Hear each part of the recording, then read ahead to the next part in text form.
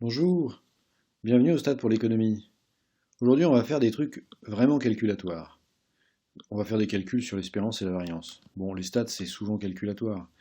En fait, c'est juste qu'une fois qu'on a pris l'habitude des calculs, les calculs, ça va très vite. Et du coup, on peut se concentrer sur ce qu'il y a de plus intéressant dans les stats, et c'est pas les calculs. Mais commençons par des calculs. Concrètement, concrètement, on a une variable aléatoire, on va appeler mu son espérance et sigma 2 sa variance. Ça va souvent être le cas. Mu parce que c'est la lettre grecque qui désigne tout simplement la première lettre de moyenne. Et ce qui nous intéresse, c'est de montrer que l'espérance de x1, c'est mu-1 plus sigma 2. Alors, en avant pour le calcul. On prend le tableau blanc. Et puis c'est quoi la question? C'est quoi la question? La question, c'est qu'on veut calculer donc l'espérance de x1. Alors, bon, c'est du bête calcul. Il suffit de développer, n'est-ce pas? Donc l'espérance de x1, qu'est-ce que c'est? On va développer d'abord ce qu'il y a dans cette grande parenthèse qui, si on veut être vraiment correct, est un crochet.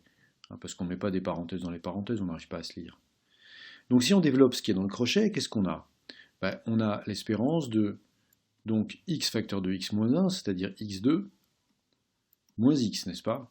Jusqu'ici, c'est pas très compliqué. Développer un polynôme du deuxième degré qui était factorisé, tout le monde doit savoir faire. Là où ça devient presque plus intéressant, c'est qu'il faut utiliser la propriété de linéarité de l'espérance, puisque en effet l'espérance est linéaire, pour pouvoir écrire que ça c'est quoi? C'est l'espérance de x au carré moins l'espérance de x. Qu'est-ce qu'on va faire avec ça? Vous vous souvenez, on sait que espérance de x c'est mu. Donc on pourra toujours à un moment donné rappeler que espérance de x c'est mu. En revanche, l'espérance de x au carré, on ne sait pas ce que c'est. Ce qu'on connaît, pour l'instant, on connaît que ça. Ce qu'on connaît, c'est qu'on connaît variance de x. Et variance de x, on sait que ça vaut sigma 2. Mais comment est-ce que ça se définit, variance de x? Bon, certes, la variance, par définition, c'est la moyenne des carrés des écarts à la moyenne. Mais ça, c'est pas très opératoire comme définition. On va pas pouvoir en faire grand-chose. N'est-ce pas? Donc, ce qu'on va plutôt utiliser, c'est une caractérisation. La caractérisation, c'est que la variance d'une variable aléatoire, c'est l'espérance de son carré moins le carré de son espérance. Il faut se souvenir dans quel sens on fait les choses. Espérance du carré moins le carré de l'espérance. En fait, c'est assez mnémotechnique pour une raison toute simple, qui est que l'espérance du carré est toujours supérieure au carré de l'espérance et que la variance est toujours positive. Bien, alors, espérance du carré moins le carré de l'espérance. Ah ben ça c'est intéressant quand même, parce que ça nous montre que e de x, si on réécrit différemment, qu'est-ce qu'on a? On a donc e de x2, l'espérance du carré de x, c'est quoi? C'est la variance de x, plus le carré de l'espérance. Mais voilà qui est passionnant. En effet, pourquoi c'est passionnant? Parce que variance de x, on l'a là-haut, c'est sigma 2, et espérance de x au carré, c'est mu au carré. Et donc en fait, espérance de x2, on sait ce que c'est. On peut effectivement écrire, on peut remplacer là, espérance de x, j'avais dit un crochet, facteur de x moins 1, puisqu'on a dit que ça, c'était espérance de x au carré, on l'a écrit là-haut, tout en haut de la feuille, on remplace par variance de x plus espérance de x au carré, moins espérance de x, tout ça on connaît. Tout ça c'est bien connu de nos services. C'est sigma 2 plus mu au carré moins mu. Il reste donc à factoriser les mu, c'est-à-dire sigma 2 plus mu facteur de mu facteur de mu c'est mu 2, moins 1, puisque mu fois 1 c'est mu. Mais, c'est pas ce qu'il fallait démontrer ça? Ouais, juste c'est pas dans le même ordre. mais c'est bien mu facteur de mu moins 1 plus sigma carré. Voilà. Bon, c'est pas un calcul d'une grande importance, mais en fait, c'est juste une occasion de se souvenir que l'espérance est linéaire et d'introduire une définition de la variance comme étant l'espérance du carré moins le carré de l'espérance de la variable. Bon, puisqu'on est si bien parti, ce serait quand même dommage de s'arrêter en si bon chemin.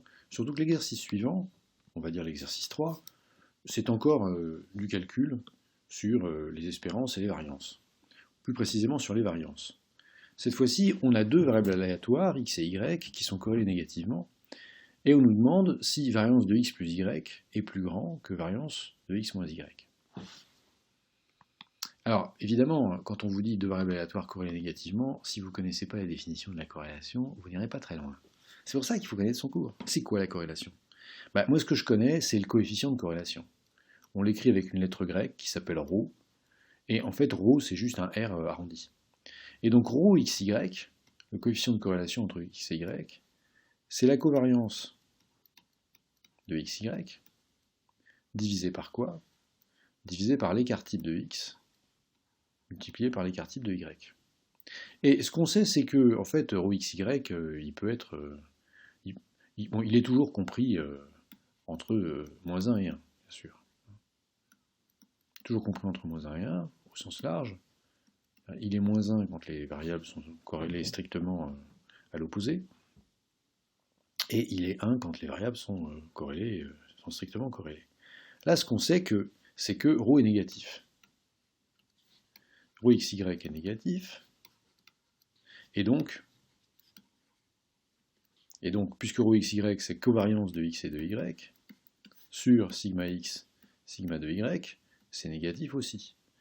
Alors là, on n'a pas, ce qui va de soi, c'est que sigma x et sigma y sont des écarts types.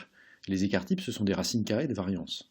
Donc fatalement, ce truc-là, c'est positif, ce truc-là, c'est positif, et donc le produit est positif. Et donc, si ρ de xy est négatif, eh bien ça implique que covariance x, y est négatif. Pourquoi c'est intéressant? C'est intéressant parce que je vous rappelle qu'on nous demande si variance de x plus y est plus grand ou plus petit que variance de x moins y. Ouais. Mais et alors? Et alors?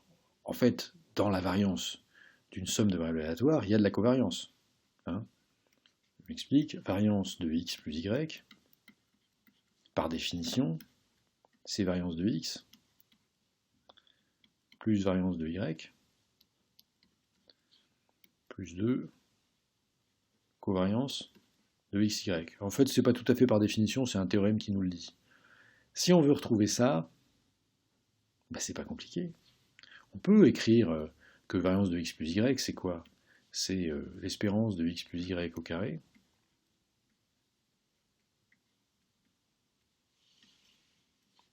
moins le carré de l'espérance de x plus y.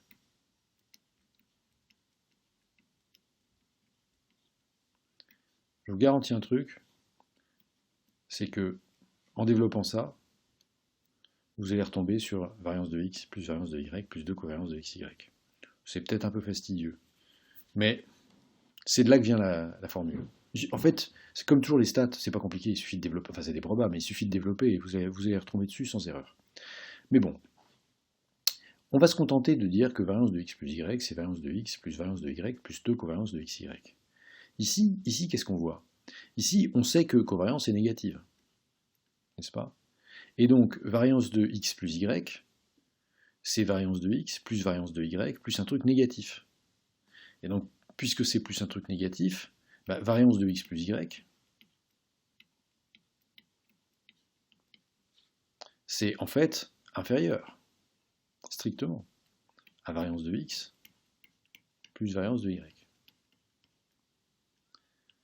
Et qu'en est-il de variance de x moins y? Variance de x moins y,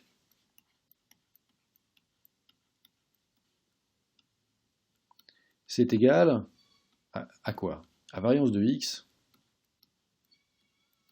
plus moins y.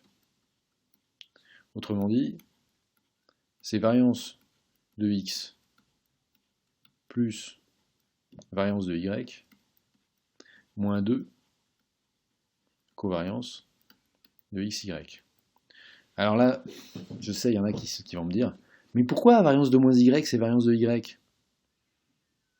Bah, quand vous y réfléchissez, en fait, regardez. Variance de moins y, si on prend ce que c'est que la définition d'une variance, c'est quoi? C'est l'espérance de moins y au carré moins l'espérance de moins y, le tout au carré. Alors, l'espérance de moins y au carré, ça ressemble à s'y méprendre. On peut faire, hein, c'est l'espérance de moins 1 au carré fois y au carré, le tout dans un crochet. Moins 1 au carré, ça fait 1. Donc c'est en fait l'espérance de y au carré. Moins l'espérance de quoi? Oh, ça va tout changer, dites-moi. Eh bien, l'espérance de moins 1 au carré. Non, pardon, j'ai fait une bêtise.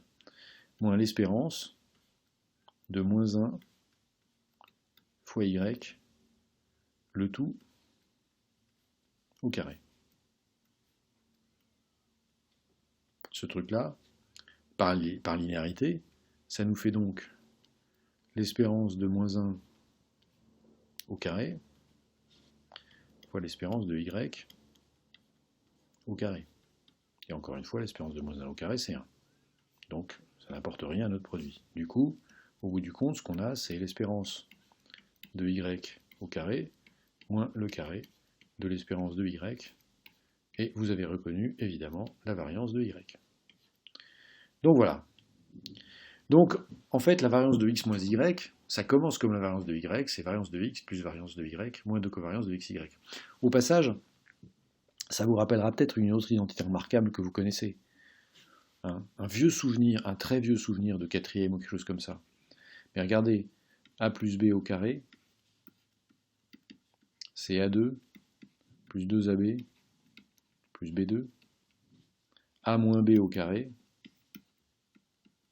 c'est a2 moins 2ab plus b2.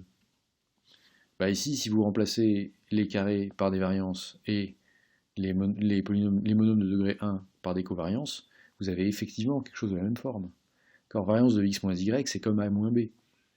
C'est un carré qui a une variance, moins une covariance, enfin moins 2 covariances d'ailleurs, plus un carré qui a une variance.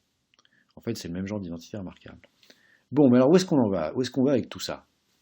Bah, ce qu'on sait, c'est que on a variance, c'est pas joli ça.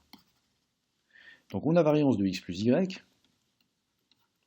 qui vaut variance de x plus variance de y plus 2 cov x, y. Et comme cette covariance elle est négative, ça signifie que variance de x plus y c'est inférieur à variance de x plus variance de y. N'est-ce pas? Et puis, on vient de calculer variance de x moins y en disant que ça commence pareil, c'est variance de x plus variance de y, puisque variance de moins y c'est comme variance de y, moins 2 covariances de xy. Et puisque 2 covariances de xy c'est négatif, enfin covariance de xy c'est négatif, donc 2 covariances de x, enfin moins 2 covariances de xy plutôt, c'est positif. Du coup quoi? Du coup variance de x plus y est égale à, enfin la variance de la somme est égale à la somme des variances, plus quelque chose de positif. C'est donc que c'est plus grand. Donc, variance de x moins y est supérieure à la somme des variances. La variance de la différence est supérieure à la somme des variances. Donc ce qu'on peut écrire quand même, c'est qu'on peut dire que si on remet bout à bout les deux inégalités, on a variance de x plus y, c'est inférieur. Pardon, là j'avais sauté une étape. J'aurais dû écrire variance de x plus variance de y. Et comme ça, on a la variance de x plus y, c'est ce qu'on a démontré aux lignes précédentes, la variance de la somme est plus petite que la somme des variances. C'est toujours vrai ça.